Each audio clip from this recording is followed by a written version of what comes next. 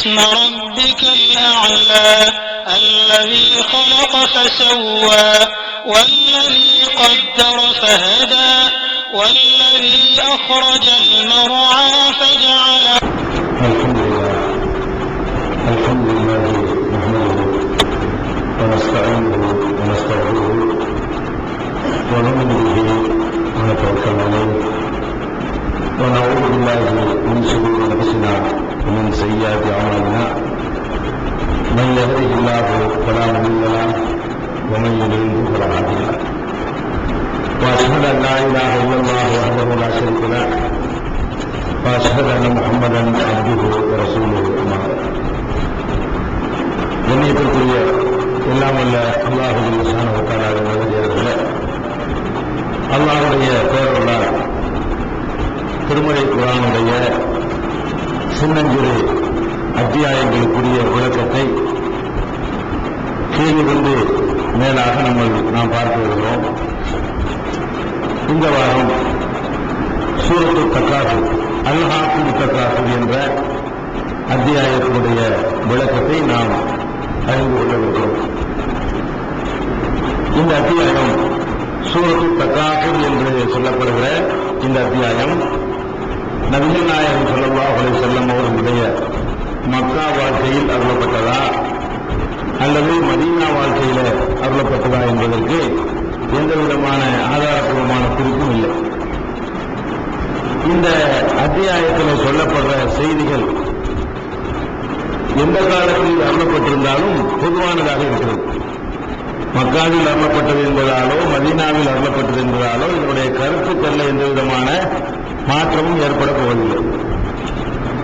இந்த வசனத்தில் அல்லாஹ் இந்த அத்தியாயத்தில் என்ன சொல்றான்னு கேட்டா, மனிதர்களுக்கு இருக்கிற பேராசை எவ்வளவு கிடைத்தாலும் போதாது என்று நினைக்கக்கூடிய மனிதனுடைய பலவீனத்தை அல்லாஹ் இங்கே சுட்டிக்காட்டி அதிலிருந்து நீங்கள் வெல்ல வேண்டும், வெற்றி பெற வேண்டும். இதுதான் இந்த சூறாவுடைய மைய கருத்து.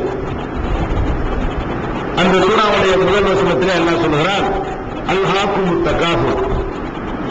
தக்காசுர் என்றால் இன்னும் வேண்டும் இன்னும் வேண்டும் என்று ஆசைப்படுவது, அதிக அளவில் ஆசைப்படுவது, பேராசைப்படுவது. அப்ப இன்னும் அதிகமாக வேண்டும் என்று ஆசைப்படக்கூடிய அந்த ஆசை, இந்த பேராசை உங்களுடைய கவனத்தை திசை திருப்புகிறது. திசை திருப்பி விட்டது. மரபையை விட்டும், சொர்க்கத்தை செல்ற பாதையை விட்டும், வணக்க வழிபாடுகளை விட்டும், நல்லறங்கள் செய்வதை விட்டும், இப்படி எல்லாத்திலிருந்து உங்களை திசை திருப்பி விட்டது. எதுவரைக்கும் இந்த ஆசை அடங்குவதில்லை என்று கேட்டால், ஹத்தா ஜூர்துமுல் மகாபீர், நீங்கள் கபர்களுக்கு செல்லுகிற வரை, சாவுற வரை, நீங்கள் மரணிக்கிற வரைக்கும் இந்த ஆசை மட்டும் அடங்குவதில்லை. அதுதான் உங்களை திசை திருப்புறதுக்கு மூல காரணமா இருக்கிறது. ஆசையை மட்டுப்படுத்துங்க. ஆசைப்படலாம். தக்காசுர் என்றால் எவ்வளவு இருந்தாலும் போதாதுன்னு நினைக்கிறது. தக்காசுர் என்ன அர்த்தம் கேட்டா, ஒரு பொருள் ஆசைப்படலாம். சுவையான ஒரு உணவு இருக்கு, அது ஆசைப்படலாம். நல்ல சட்டை போடுறதுக்கு ஆசைப்படலாம். ஒரு வீடு வச்சுக்கிறதுக்கு ஆசைப்படலாம். கார் வச்சுக்கிறதுக்கு ஆசைப்படலாம். இந்த ஆசைக்கு மார்க்கத்தில் தடை கிடையாது. அது அல்லாஹ் ரப்பல் ஆலமீன் நிறைய இடங்கள்ல பொருளாதாரத்தை திரட்டுமாறு, சம்பாதிக்குமாறு, ஜக்காத்து கொடுக்குமாறு எல்லாம் அல்லாஹ் நம்ம கட்டளையிடலாம். அப்ப இந்த அத்தியாயத்தில் சொல்லப்படக்கூடிய என்னவென்று கேட்டால், பேராசைப்படுவது. ஆசைப்படுறது வேற, பேராசைப்படுறது வேற. இந்த பேராசைப்படுவதைத்தான் அல்லாஹ் ரப்பல் ஆலமீன் இங்க சுட்டி காட்டலாம். நபிகள் நாயகம் ஸல்லல்லாஹு அலைஹி வஸல்லம் அவர்கள் இந்த அத்தியாயத்தை ஒரு நாள் ஓதிக்கொண்டிருக்கிறார்கள். அல்ஹாக்கும் தக்காசுர் அப்படிங்கிற அந்த சூறாவை ஓதிக்கொண்டிருக்கும் பொழுது ஒரு சஹாபி, முத்ரிஃப் என்ற சஹாபி சொல்றாங்க, நான் நபிகள் நாயகம் ஸல்லல்லாஹு அலைஹி வஸல்லம் அவங்கள்ட்ட போனேன். போகும்பொழுது இந்த சூறாவை ஓதிக்கொண்டிருந்தார்கள். ஓதிக்கொண்டிருந்தவர்கள் உடனே இந்த சூறாவை நிறுத்திட்டு மக்களுக்கு விளக்கம் சொல்ல ஆரம்பிச்சாங்க. தஃசீர் அவங்களே பண்றாங்க. இந்த சூறாவுக்கு நம்ம தஃசீர் பண்ண வேண்டியதில்லை. நபிகள் நாயகம் ஸல்லல்லாஹு அலைஹி வஸல்லம் விளக்கம் சொல்றாங்க. யகூல் இப்னு ஆதம் மாலி மாலி, ஆதமுடைய மகன் என்னுடைய பொருள் என்னுடைய செல்வம் என்று சொல்லிக் கொண்டிருக்கிறான். இது என்னுடைய சட்டை, என்னுடைய வீடு, என்னுடைய பங்களா, என்னுடைய கார், என்னுடைய தோட்டம், என்னுடைய துறவு, என்னுடைய வணிகஸ்தலம், என்னுடைய தொழிற்சாலை, இப்படி என்னுடையது என்னுடையது என்று ஆதமுடைய மகன் சொல்கிறான். ஆனால் எவன ஆதம் ரசூலுல்லாஹி கேட்கிறாங்க, ஆதமுடைய மகனே மின் மாலிக்க உன்னுடைய பொருள்ல இல்லாம அக்கல்த, நீ எதை சாப்பிட்டு முடித்து விட்டாயோ அதை தவிர வேற ஏதாவது உனக்குரியதா? என்னுடையது நீ சொல்கிறாயே, எதை நீ சாப்பிட்டு முடித்து விட்டாயோ அது உன்னுடையது. அதே மாதிரி இல்லாம அக்கல்த அபனைத்த, எதை சாப்பிட்டு நீ முடித்து விட்டாயோ அதை தவிர உனக்குரியது என்ன இருக்கிறது? அதே மாதிரி அவள் லபிஸ்தா அபலைத்த, அல்லது அணிந்து அதை கிழித்து விட்டாயோ, 10 வருஷம் 2 வருஷம் போட்டு அதை சக்கையாக்கி தூக்கி எறிஞ்சிட்டியோ அது உன்னுடையது. ஏன்னா நீ அனுபவிச்சுட்ட. அப்ப நீ சாப்பிட்டு எதை முடித்தாயோ அதை தவிர உன்னுடையது என்ன இருக்குது? நீ எதை அணிந்து கிழித்து முடித்து விட்டாயோ அதை தவிர உன்னுடையது என்று என்ன இருக்கிறது? அதுக்கடுத்து அவத்த சத்தர்த்தம் அமுலைத்த, அல்லது பிறருக்கு தர்மங்கள் கொடுத்து செலவிட்டு விட்டாயோ அதை தவிர உனக்குரியது என்ன இருக்குது? அப்ப மனிதனுக்கு உரியது என்னுடையது, அது என்னுடையது பேராசப்படலாம். எது எடுத்தாலும் எல்லாம் என்னுடையது சொல்றான். ஆனா உண்மையில நீங்க பார்க்க போனீர்களேயானால் மனிதனுடையது என்று சொல்வதாக இருந்தால் எதையெல்லாம் அவன் யூஸ் பண்ணி முடிச்சுட்டானோ அது அவனுடையது. யூஸ் பண்ணி முடிக்காத ஒன்றெல்லாம் அடுத்த எடுத்துக்கிற போறான். கோடி கோடியா வச்சுட்டு போறீங்க, வச்சுட்டு போய் மோட்டா போயிட்டீங்க. உங்களுடன் என்ன அர்த்தம் இருக்கு? உங்களுடைய 10 கோடி ரூபாய் பணம் வச்சிருக்கீங்க, மண்டே போட்டீங்க. உங்களுடைய இந்த பணத்தை சொல்லி என்ன அர்த்தம்? எவனா எடுத்துட்டு போறான், சொந்தக்காரனா தம்பியா நினைப்புள்ளைய எடுத்துட்டு போறான். அப்ப எது நம்முடைய என்று பார்த்தோம்னு சொன்னா, சாப்பிட்டு முடிச்சிட்டோம்ல, அந்த சாப்பாட்டுல உள்ள சத்தை நம்ம கிரகிச்சுக்கிறோம், அது நம்ம உடம்புல ஒட்டிடுது, அது நம்மள ஒரு அங்கமா ஆயிடுது. அப்ப சாப்பிட்டு முடிச்சோம் பாருங்க, அதான் நம்முடையது. வேற ஒண்ணு கோடீஸ்வரனா இருந்தாலும் சரி, ஏழையா இருந்தாலும் சரி, அவனுடையது இவ்வளவுதான். கோடி கோடியா வச்சிருந்தாலும் அவனுக்கு அரைக்கப்படி அரிசி தான் சாப்பிட போறான், ஏழை தான் சாப்பிட போறான். 2 பேருக்குமே அவனுடையது எதுனா இவ்வளவுதான். சாப்பிட்டீங்க இல்லப்பா, அதான் உங்களுடையது, சாப்பிட்டீங்க, நீங்க யூஸ் பண்ணி முடிச்சிட்டீங்க. அதே மாதிரி எதையெல்லாம் அணிந்து கிழித்து விட்டீர்களோ அது உங்களுடையது. 3வது உங்களுடையது என்னன்னு கேட்டா, அடுத்தவங்களுக்கு கொடுத்து மகிழ்ந்தீர்களே அது உங்களுடையது.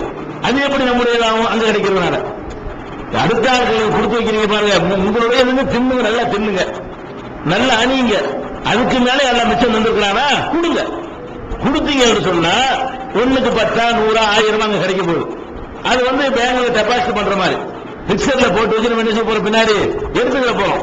அந்த மாதிரி உள்ளதா இருக்கிறதுனால அடுத்தவனுக்கு கொடுத்ததான் உன்னுடையதுப்பா என்று நபி ஸல்லல்லாஹு அலைஹி வஸல்லம் இந்த சூறாவை ஓதிட்டு வரைக்கும் சொல்றாங்க. இந்த சூறா சொல்லக்கூடிய தத்துவத்தை உங்களுடைய கவனத்தை ஈர்த்திருப்பது நிறைய வேணுங்கிற நிறைய வேணுங்கிற காரணம் என்ன? உன்னுடையது எதுவுமே உனக்கு வழங்கல, அதான் காரணம். நிறைய வேணும்னு நம்ம ஆசைப்படுறதுக்கு என்ன காரணம்? நிறைய விஷயம் செய்ய போறீங்க. கோடீஸ்வரனா இருந்தா 1 படி தின்றுவார். அவரு கோடீஸ்வரனா இருக்கிறாரு, நம்ம அரைக்கப்படி அரிசி சாப்பிடுவோம், அவர் 1 படி அரிசி சாப்பிட முடியுமா? முடியாது. நம்ம 1/2 கிலோ கறி சாப்பிடுவோம், அவர் 25 கிலோ கறி ஒரு வேளைக்கு சாப்பிட்டு வருமா? கொஞ்சம் டேஸ்ட் கொஞ்சம் கூட கூட சாப்பிட முடியுமே தவிர என்ன பண்ணி ஒரு தடவை 8 சட்டை போட்டுக்கிறாரா பணக்காரனா இருந்தா? நம்மளும் ஒரு சட்டை தான் போடுவோம், அவர் ஒரு சட்டை தானே போடுவாரு. ஒரு பணக்காரர் 22 சட்டை போடுறாரு, நான் ஒரு சட்டை போடுன்னு சொல்ல முடியுமா? என்ன முதல்ல நீங்க விளங்க வேண்டியது, நம்ம என்னத்தை தான் சேர்த்தா என்ன, சம்பாதிச்சா என்ன, நமக்குள்ள என்ன சும்மா வந்தவங்க என்னுடைய காட்டிக்கலாமே தவிர நமக்கு என்ன ஒட்டுது, நம்மளோட என்ன சேருது, இதை விளங்குனா அப்படி சொல்லுவீங்களாப்பா? அல்ல ரசூல் ஸல்லல்லாஹு அலைஹி வஸல்லம் கேட்கிறாங்க. இப்ப மாறி என்னுடையது சொல்றீங்களே, உங்களுடையது என்பது எது என்று கேட்டால், நீங்கள் சாப்பிட்டு முடிச்சது உங்களுடையது, அணிந்து கிழித்தது உங்களுடையது, மீதி எல்லாம் அடுத்த ஆள் கொடுத்தாலும் உங்களுடையது. கொடுக்காம வச்சுட்டு போனீங்கன்னு வைங்க, அது உங்களுடையது இல்லை, அது யாருக்கு உரியதாக. அப்ப நபிகள் நாயகம் ஸல்லல்லாஹு அலைஹி வஸல்லம் அவர்கள் இந்த பேராசையை வெல்வதற்கான தத்துவத்தை சொல்றாங்க.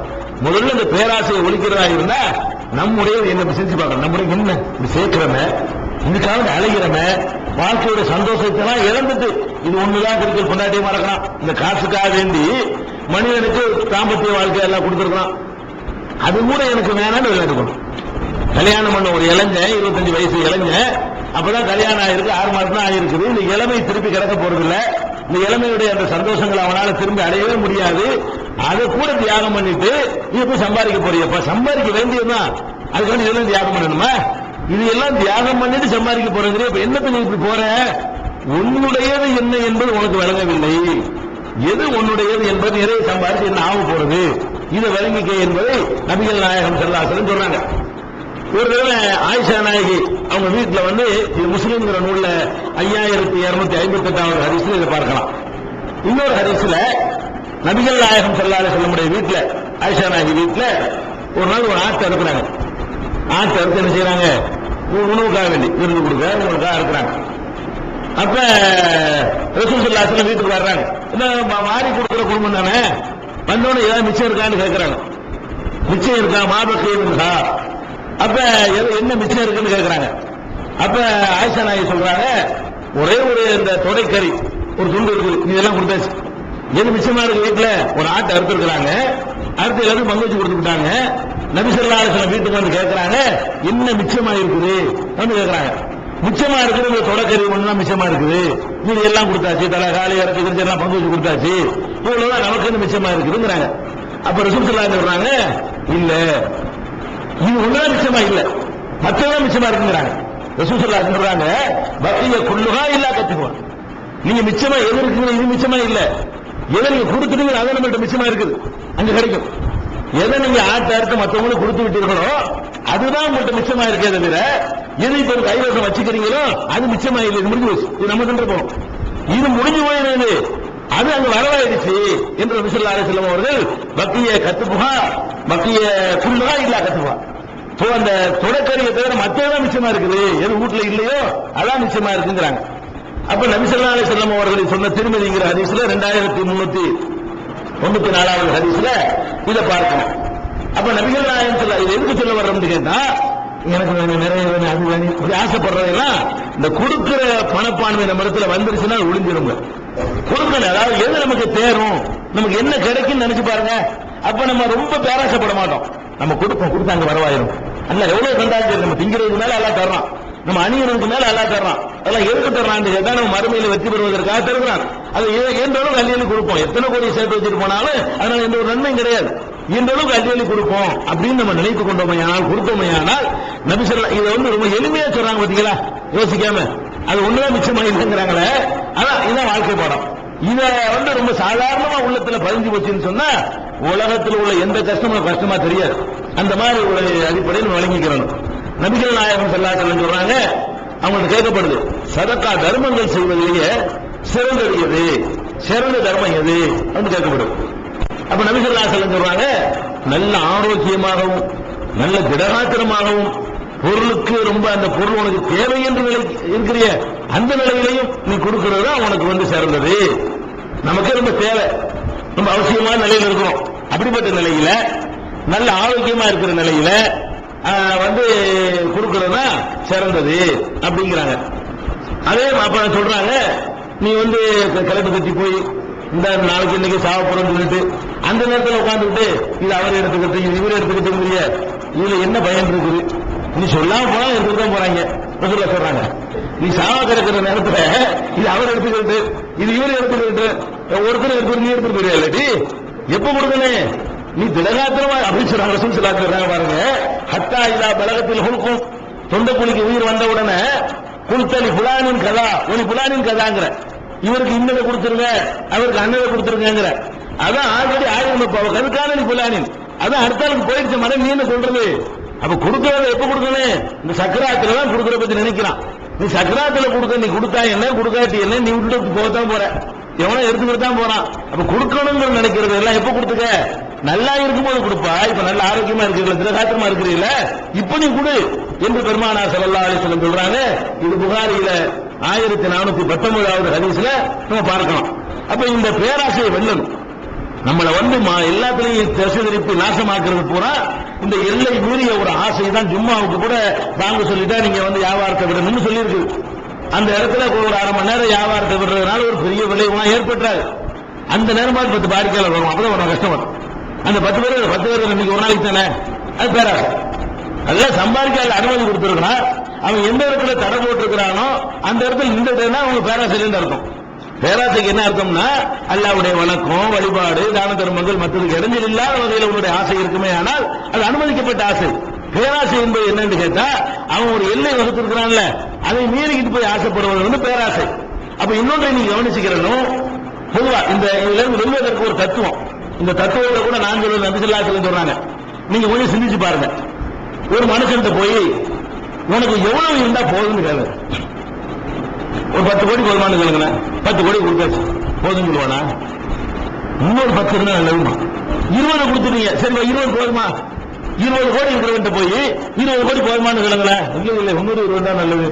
40 கொடுத்தா போதுமானா? அட 10,000 கோடி இருக்கவன் போதும்னு உட்கார்ந்துருவான் அவன். 10,000 கோடி அவனுக்கு இருக்குங்க. 10,000 கோடி ஆச்சுலப்பா, யார்ட்டையும் இல்லாத ஒன்று தானே இருக்குது. பில்கேட்ஸ் போய் கேளுங்க, இது போதுமாண்டு. இது எப்படி எனக்கு போதும் சொல்லுவானா இல்லையா? உலகத்துல பெரிய பணக்காரங்கிறாங்க. உலகத்தில் உள்ள அத்தனை பேர்கிட்ட உள்ள பணமும் அவன்கிட்ட உள்ள பணமும் சமங்கிற அளவுல அள்ளி கொடுத்துட்டா அவங்க கிட்ட போய் கேட்டு பாருங்க போதுமாண்டு. வேணுங்கிறான். அப்ப இது என்ன வழங்குதுன்னு கேட்டா, இது உன்னால முழுமைப்படுத்த ஏழை. நீ இப்படி போயிட்டே இருந்தா 10 போயிட்டு இருந்தேன்னு சொன்னா நீ சாவர வரைக்கும் இது எப்படி உனக்கு குறைய போகுது? எவ்வளவு ஏதாவது சொல்லு, லிமிட்டே சொல்லு. இவ்வளவு இருந்தா எனக்கு போதும் சொல்லுங்க. அப்ப யாராவது எங்களுக்கு ஒரு 1 லட்ச ரூபாய் இருந்தா அதை நான் நிறுத்திக்கிறேன் எவனா சொல்ல இயலுமா? அது 10 லட்ச ரூபாய் எனக்கு சொல்ல முடியுமா? அப்ப எவ்வளவு இருந்தாலும் இப்படித்தான் இருக்கும்னு சொல்லும் போது ஏன் தாழ்த்திக்கிறது?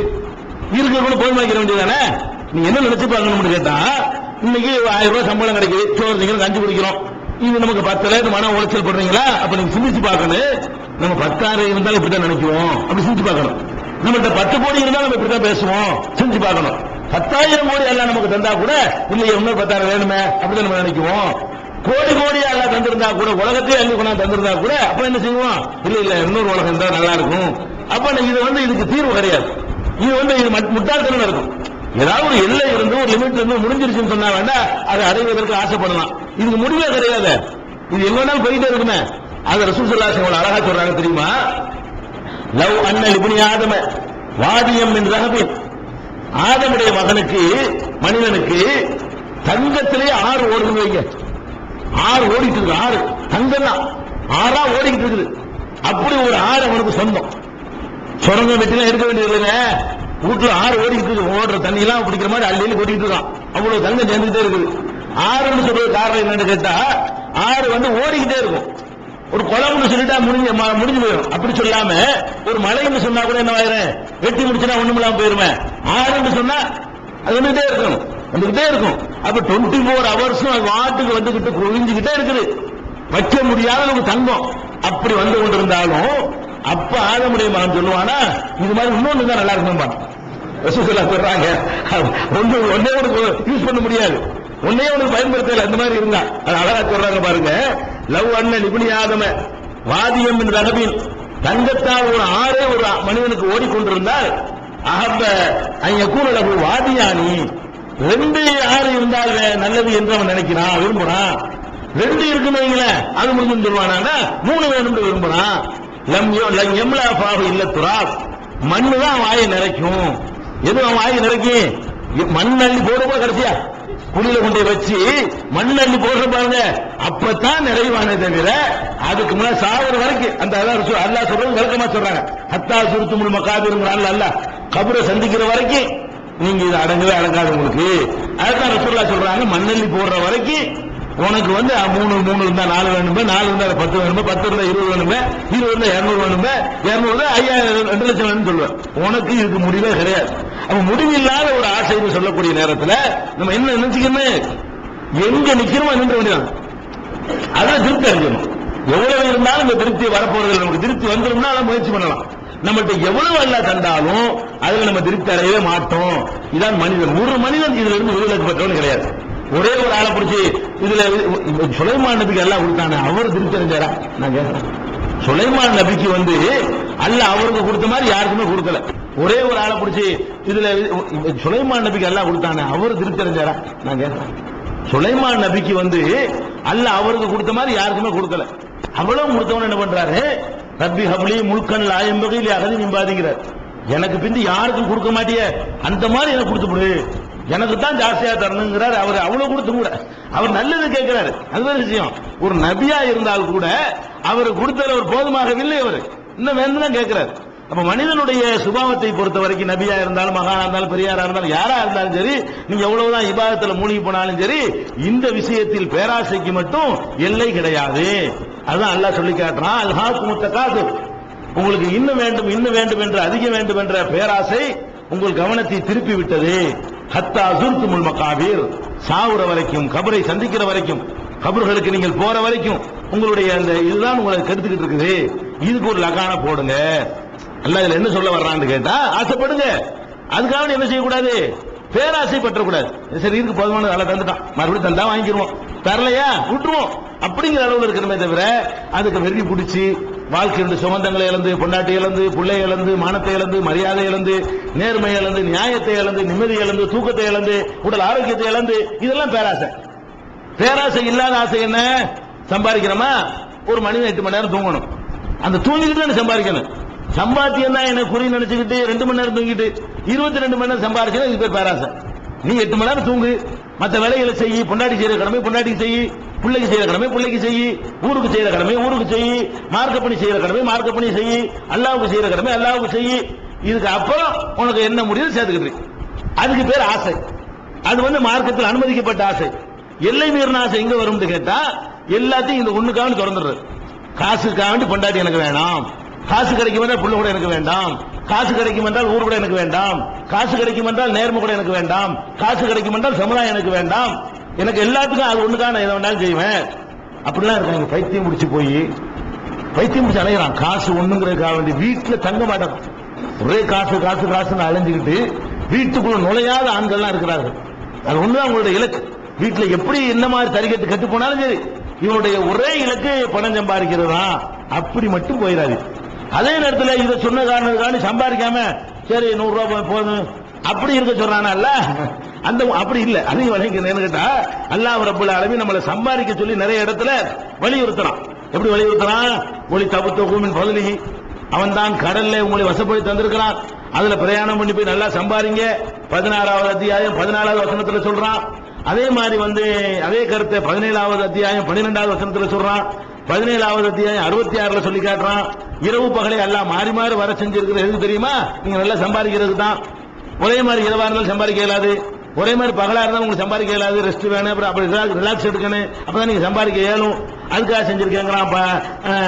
கசசுங்கிற சூறாவுல 73வது வசனத்துல இப்படி ஜும்மா அன்னைக்கு கூட எல்லாம் என்ன பண்றான்? குலியத்து சலாத்து தொழுக முடிஞ்சவன பந்தசுல் பில்லர்லி, பூமியில பறந்து திரிந்து ஒபுத்தகமின் பகுதியில்லா, அல்லாஹ்வுடைய அருளை தேடுங்க. அப்ப காசு சம்பாதிக்கிறதெல்லாம் மார்க்கத்தில் அனுமதிக்கப்பட்ட விஷயம். எது நமக்கு அனுமதி இல்லை என்று கேட்டால் எல்லா கடமைகளும் செய்யணும். அதுக்கு மிஞ்சிதான் சம்பாதிக்கணும். தேவைக்கு சம்பாதிச்சுட்டு அதிக சம்பாதிக்க ஆசைப்படுவதாக இருந்தால் அதுக்காக உங்களுடைய எந்த ஒரு கடமையும் தவறக்கூடாது. உலகத்துக்கு செய்யற கடமை, குடும்ப கடமை, உங்க கடமை, அல்லாஹ்வுக்கு செய்யற கடமை, மார்க்க கடமை, எந்த கடமையும் தவறாத வகையில் இருந்தால் அது மார்க்கத்தில் அனுமதி இருக்கிறது. அதை விளங்கிக் கொள்ள வேண்டும். அது ரசூல் ஸல்லல்லாஹு அலைஹி வஸல்லம் சொல்றாங்க, யக்புர் இப்னு ஆதம், ஆதமுடைய மனிதன் முதுமை அடைந்து கொண்டே இருக்கான், பெருசாகிக் கொண்டே இருக்கிறான். யக்புருமாஹு இஸ்னானி, அவனோட சேர்ந்து இன்னும் 2 விஷயம் சேர்ந்து வளர்ந்துகிட்டே இருக்கான். அவன் வளர்றான். ஆதமுடைய மகன் வளர்ற மாதிரியே 2 விஷயம் அவனோட சேர்ந்து வளர்ந்துகிட்டே இருக்கு, பெருசாகிக்கிட்டே இருக்குது. அது 2 விஷயம் என்னன்னு கேட்டா, ஹப்புல் மால் ஒத்தூலில் உமர், பொருளாதாரத்தின் மீது ஆசை வளர்ந்துகிட்டே இருக்கும். 25 வயசுல இருக்கிற ஆசையை விட 30 வயசுல ஆசை கூட. நீங்க சிரிச்சு பார்த்தா உங்களுக்கு தெரியும். வேற விஷயங்கள்லாம் குறைஞ்சிக்கிட்டே வரும். வேற மாதிரி விஷயங்கள் ஆசைலாம் இருக்க. 25 வயசுல பொம்பளை ஆசைப்படுவான், 50 வயசுல இந்த ஆசை இருக்காது, 60 வயசுல இருக்காது. அப்படி போயிடும். இந்த காசு மேட்டருக்கு பாருங்க, அது ஒரு நாளைக்கு 10 வயசுல உள்ளவனுக்கு உள்ள ஆசையை விட 20 வயசுல உள்ளவனுக்கு ஆசை கூட தான் இருக்கும். 20 வயசுக்கான ஒரு பொருளாதாரத்தை ஆசைப்படுறதை விட 50 வயசுக்காரனுக்கு இன்னும் கூடுதல் ஆசை இருக்கும், 60 வயசுக்காரனுக்கு இன்னும் கொஞ்சம் கூடுதல் ஆசை இருக்கும். அப்ப மனிதனுடைய ஆசை அவன் வளர்கிற மாதிரியே ஆசையும் வளர்கிறது. ஒரு தூள் ஒம்ரி, அதிகமான வாழ்நாள் நம்ம வாழணும் என்ற அந்த ஒன்றும் வளர்ந்து கொண்டிருக்கு. 2 விஷயத்தை ஆசைப்படுறோம். ரொம்ப காசு இருக்கணும், ரொம்ப காலம் வாழணும். செத்து போறேன்னு கேட்ட ஒத்துக்குவானா? 95 வயசு கிளம்பிட்டு போய் சாவடிக்கலான்னு கேட்ட ஒத்துக்குவானா? நீண்ட ஆயுள தந்து அவன் கேட்கறான். 95 வயசாகி போச்சு அவனுக்கு, எல்லாம் நீண்ட ஆயுளத்தா? எல்லாம் 60 போயிட்டு இருக்காங்க. 35 கூட வாழ்ந்துட்டான். அவங்க கூட சொல்ல மாட்டாங்கிறான், இதோட முடிஞ்சிடறேன், என் கதையை முடிச்சுக்கிறேன்னு சொல்ல மாட்டேங்கிறான். எப்படியாவது வாழ்வதற்கு போராடுறான், அதை கஷ்டப்படுறான். இன்னும் கொஞ்சம் அல்லாஹ் ஹயாத் அதிகமாக்கி வைன்னு கேட்கறான். இந்த 2 விஷயம் மாத்திரம் மனுஷனுக்கு பெருசாகி கொண்டே இருக்கிறது அப்படின்னு மனிதனுடைய அந்த பலவீனத்தை சொல்லி காட்டுறாங்க. இது புகாரில 6421வது ஹதீஸ்ல பார்க்கலாம். 6420வது ஹதீஸ்ல ரசூலுல்லாஹ் சொல்றாங்க, லா யஸாலு கல்புல் கபீர் ஷாபன் ஃபீ இஸ்னத்தைன்.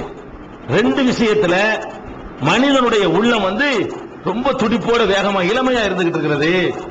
மற்றெல்லாம் எப்பவும் இளமையா இருக்காது, இளமையாகவே இருக்கின்றன, வீரியமா இருந்து கொண்டிருக்கிற 2 விஷயத்துல. அந்த 2 விஷயம் என்னன்னு கேட்டா, ஃபீ ஹுப்பில் துன்யா வ துரில் அமல், இந்த உலகத்தின் மீது கொள்ற பேராசைகளையும், இந்த அதிகமான வாழ்நாள் வாழணும், அதிகமான நாட்கள் வாழ வேண்டும் என்ற விஷயத்திலையும் இந்த இளமையோடவே அவன் இருக்கிறான். மற்ற விஷயத்துல ஆள் கிழவனா போயிடுறான், இந்த ரெண்டு விஷயத்துல அவனுக்கு திருப்தி அடைய மாட்டேங்குது என்றெல்லாம் பெருமானார் ஸல்லல்லாஹு அலைஹி வஸல்லம் அவர்கள் மனிதனுடைய அந்த பலவீனங்களை நமக்கு சுட்டி காட்டுகிறார்கள். இதுதான் இந்த சூராவுடைய மையக்கருத்து. அல்ஹாக்குமுத் தகாசுர், அதிகமாக சம்பாதிக்க வேண்டும் என்ற இந்த எண்ணம் உங்களை கவனத்தை திருப்பி விடுகிறது. ஹத்தா ஜுர்துமுல் மகாபீர், கபர்களை சந்திக்கிற வரைக்கும் இப்படிதான் நீங்க இருப்பீங்க. இது வெல்லணும். எப்படி வெல்றது? முதலாவது வெல்றதுக்கான வழி நீங்க பார்த்துட்டீங்க. எப்படி வெல்லணும்? இந்த அதிக பேராசை நீங்கள் வெல்வதா இருந்தால் எப்படி வெல்லணும்னு கேட்டா, இதுக்கு முடிவு இல்லைன்னு விளங்கிட்டீங்கன்னா வென்றுவீங்க. இந்த அதிக பேராசையில வெல்றதா இருந்தா, சரி நம்ம அதிகம் ஆசைப்படுறோமே, அந்த நம்ம ஆசைப்படுறது கிடைச்சிட்டா திருப்தி அடைஞ்சிருமான்னு நம்ம நினைச்சு பார்க்கணும். அடைய போறது இல்ல. அதுக்கு மேல ஒண்ணு கிடைச்சிட்டா நம்ம திருப்தி அடைஞ்சிருமான்னு அடைய போறது இல்ல. அப்ப திருப்தி கிடைக்கவே கிடைக்காது. அப்படின்னு முடிவுக்கு வந்துட்டீங்கன்னா இருக்கிறத கொண்டு போதுமாக்குறது தன்னால வந்துடும் இல்லையா? இது ஒரு அளவுகள். இரண்டாவது, இந்த பலவீனத்தை ஜெயிப்பதற்கு இன்னொன்றை ரசூல் ஸல்லல்லாஹு அலைஹி வஸல்லம் சொல்லி காட்டுறாங்க வழி. மனிதர்களை அல்லாஹ் ஏற்றத்தாழ்வா படைச்சிருக்கிறான். சில்லறையில பொருளாதாரத்துல ஒருவர் மாதிரி ஒருவர் இல்லை. ஒருத்தர் மேல இருக்கார், ஒருத்தர் கீழே இருக்கார். அப்ப நம்ம இந்த ஆசைப்படுவதற்கு காரணம் என்னன்னு கேட்டா, மேல உள்ளவங்களை பாக்குறதுனால நம்ம ஆசைப்படுறோம். ஏன்னா நம்ம ஆசைப்படுறோம், நம்ம ஓட்டு வீடு வச்சுக்கிறோம், பக்கத்துல பங்களா வச்சுக்கிறாங்க போது நமக்கு அது மாதிரி இருந்தா நல்லதா இருக்குமே அப்படின்னு நம்ம ஆசைப்படுறோம். நம்ம 10,000 வச்சுக்கிறோம், பக்கத்துல உள்ள 1,00,000 வச்சுக்கிறாங்க போது நம்ம என்ன செய்யறோம்? அவன் ஆசைப்படுறோம். நம்ம 2 சட்டை இருக்கு, அவன் 20 சட்டை இருக்குது அப்படின்னு ஆசைப்படுறோம். இப்ப இந்த ஆசைக்கு எல்லாம் அடிப்படையான காரணம் என்னன்னு கேட்டா, மேல உள்ளதை பாக்குறது தான். ரசூல் ஸல்லல்லாஹு அலைஹி வஸல்லம் சொல்றாங்க, இதை வெல்வதா இருந்தால் ஆன்மீகத்துல தத்துவம் சொல்லலாம். நபி ஸல்லல்லாஹு அலைஹி வஸல்லம் விமர்சனம் பண்ணுவாங்க, வெல்வதற்கு வழியும் சொல்லி தருவாங்க. பேராசை கூடாது, பேராசை கூடாது பயான் பண்ண பேராசை வராம இருக்குமா? பேராசை கூடாது எல்லாரும் சொல்லித்தான் செய்யறாங்க. அல்லாஹ்வுடைய தூதரா இருக்கிறனால என்ன சொல்றாங்கன்னா, பேராசை கூடாதுன்னு சொல்றாங்க. அதை வெல்றதுக்கு வழியும் சொல்றாங்க. என்ன வழி? நீங்கள் பேராசையை வெல்ல நினைத்தால் மேல பார்க்கறது கீழே பாரு. எந்த ஒரு மனிதன் எடுத்துக்கிட்டாலும் உனக்கு கீழே ஒருத்தன் இருக்கானா இல்லையா? கண்டிப்பா இருப்பான். 100 ரூபாய் சம்பளம்ங்கிறியா, 50 ரூபாய் உன பாரு, நல்லதானே இருக்க நீ. 50 ரூபாய் வாங்குறவன் இருக்கானா இல்லையா? நீ ஏன் 200 வாங்குறவன் போய் பாக்குற? நீ என்ன நினைக்கணும்னு கேட்டா, அவன் நமக்கு மேல இருக்கான், நம்ம கீழே 1000 பேர் இருக்கானா போடா. எனக்கு கீழே 50 ரூபாய் சம்பாதிக்கிறவன் இருக்கான், 20 ரூபாய் சம்பாதிக்கிறவன் இருக்கான், 10 ரூபாய் சம்பாதிக்கிறவன் இருக்கான், ஒரு சம்பாத்தியம் இல்லாதவங்க இருக்கான். அதை விட நல்லா தான் இருக்கிறான், என்னை நல்லா வச்சுக்கிறான். அப்ப இது ஜெயிச்சிடலாம். இந்த பேராசை நம்மளை ஆட்டி படைக்கக்கூடிய நேரத்தில் இந்த பொருளாசைக்காக வேண்டிய எல்லா சுகந்தங்களையும் நம்ம தியாகம் பண்ணிட்டு, எல்லா இபாதத்துகளையும் தியாகம் பண்ணிட்டு, அல்லாஹ்வுடைய கடமைகளை மறந்துட்டு செல்லணும்னு செய்தான் நம்மளை கெடுக்க முயற்சி பண்ணும் பொழுது என்ன பண்ணணும்னு கேட்டா, இதை வெல்வதற்கு முதல் வழி கீழே பாருங்கள். உங்களுக்கு மேல உள்ளவங்களை பார்க்காதீங்க. அது அழகா சொல்றாங்க புகாரியில 6490வது ஹதீஸ்ல சொல்றாங்க, இதா நலர அஹதுக்கும் இலாமன் ஃபுல்லில அலைஹி பில் மால் வல் கல். ஒரு மனிதன் தன்னை விட மேம்படுத்தப்பட்டவனை, பொருளாதாரத்தில் மேம்படுத்தப்பட்ட நிலையில் இருக்கிறானே, அவனை பார்த்து பேராசைப்பட்டானேயானால் உடனே இலா மன் ஹுவ அஸ்ஃபல மின்ஹு, அவனுக்கு கீழே உள்ளவனை பார்த்துட்டோம். மேல உள்ளவனை பார்த்துட்டு பொறாம வரும்போது என்ன செய்யணும்? மேல உள்ளவனை பார்த்துட்டு வரும் உங்களுக்கு, இவன் நம்மளும் வரணும். அவன் என்ன செய்வான்? அவனுக்கு மேல பார்க்க சொல்லுவோம், அவனை மாதிரி நம்ம வந்துடணும், அவன் மாதிரி வந்து என்ன செய்வான்? அவன் மாதிரி வந்துடணும். இப்படி போயிட்டு இருப்பீங்க, முடிவு இருக்காது. அப்ப நீங்க மேல உள்ளவனை பார்த்து உங்களுக்கு பொறாமை வறுமையானால், பேராசை வறுமையானால், உடனே உங்களுடைய மனசுக்கு ஒரு கிளாஸ் நடத்துங்க. நம்ம கீழே யாராவது இருக்கானா இல்ல, நம்ம தான் ஆக கடைசியில் இருக்கிறோமா, நம்ம தான் கீழே ஆக மட்டத்தில் இருக்கிறோமான்னு யோசிச்சு பாருங்க. உங்களுக்கு கீழே உள்ளவனை பாருங்க. கடைசியில் பார்த்தா ஒரே ஒருத்தன் தான் மிஞ்சும் பாத்தீங்களா, அவனுக்கு தான் கீழே உள்ளவனு பார்க்க இயலாது. எவனாவது ஒருத்தனுக்கு கீழே ஒருத்தனுக்கு கீழே ஒருத்தன் செய்வான். அப்ப அந்த மாதிரி பார்க்கக்கூடிய நேரத்தில் கீழ் உள்ளவர்களை நீங்கள் பார்த்தீர்களே ஆனால் உங்களுடைய அந்த பேராசை அழிஞ்சிரும்.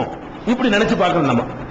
அதே மாதிரி இன்னொரு ரசூலுல்லாஹ் முஸ்லிம்ல வரக்கூடிய ஹதீஸ், உங்களுரு இலாமன் அஸ்ஃபலம் மின்கும், எப்போதுமே உங்களுக்கு கீழே உள்ளவங்களே பார்த்துக்கிட்டீங்க. உங்களுக்கு கீழே இல்ல, உங்களுக்கு ஓட்டு வீடு பங்களா பார்க்கறத குடிசையை பார்த்துருங்க. குடிசையை விட நம்ம எவ்வளவு நல்லா இருக்கிறோம். 10 சட்டை வச்சுக்கிறீங்களா, 20 சட்டைக்காரனை பார்க்காதீங்க. 3 சட்டை வச்சுக்கிறாங்க, நம்ம 10 சட்டை வச்சுக்கிறோமே, 3 சட்டைக்காரன் செய்யணும், இந்த சட்டையும் இல்லாம இருக்காம நம்ம சட்டை போட்டுருக்கோமே அப்படி நினைக்கணும். அப்ப சட்டை இல்லாம எத்தனை மக்கள் இருக்கத்தானே செய்யறாங்க, போர்வை இல்லாம இருக்கத்தானே செய்யறாங்க. அப்ப நம்ம எல்லாருமே கீழே உள்ளவங்களை நீங்க பாருங்க.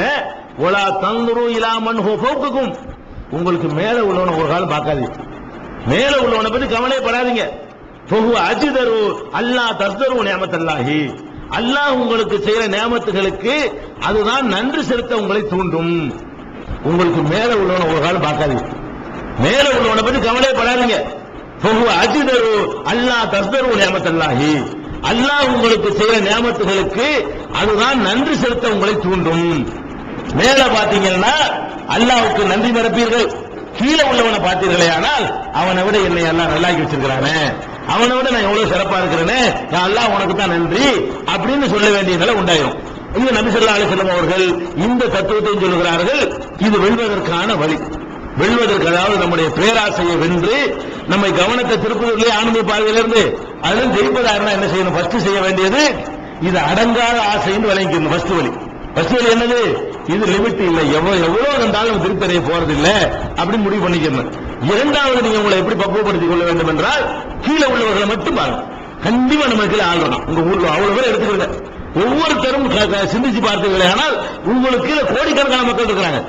நீங்க கோடிக்கணக்கான மக்களை விட மேலதான் இருக்கிறீங்க. ஒவ்வொருத்தரும் வறுமைங்கிறீங்க.